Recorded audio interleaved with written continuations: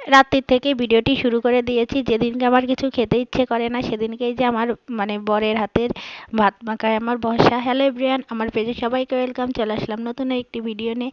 এই যে আজকে কিছুই খেতে ইচ্ছে করছিল না, তার এই যে বরমশাই ভাত মেখে দিয়েছে, তার সাথে গরম গরম ডিম ভাজা।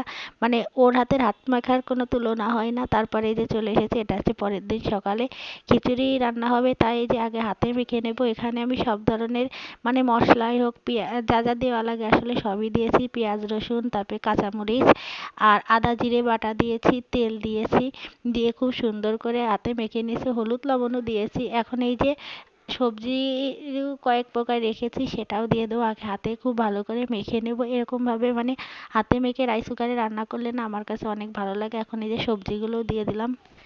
আসলে যারা জব করে, যাদের হাজবেন্ডরা, তাদের সকালবেলা একটু তাড়াহুড়োই কাটে। এখন এই যে রাইস কুকারে খিচুড়িটা বসিয়ে দিয়ে এখন রান্না করতে চলে এসেছি। আর আজকে মাছ রান্না করব। দেখেছেন, আমি সেই ভিডিওটা শেষ পর্যন্তই করতে পারিনি। যাই হোক, মাছ রান্না হয়ে গেছে। তারপরে আলু দিয়ে রান্না করেছিলাম। তারপরে এই যে কচুলতি ভেজেছিলাম, শাক ভাজা হয়ে গেছে, বেগুন ভাজা করেছি আর বেগুনি করেছি কয়েকটা। এখন এই যে রান্না বান্না সব কমপ্লিট হয়ে গেছে। এখন এই যে খাওয়া দাওয়া করে নিলাম। আর আজকে খিচুড়িটা না বেশ ভালো হয়েছিল। এখন এই যে খিচুড়িটা খেয়ে নিলাম। আর খেতে খেতে না সকালে অনেকটাই দেরি হয়ে যায়। আর আমার তো খিচুড়ির সাথে কাঁচামরিচ না হলে হবেই না।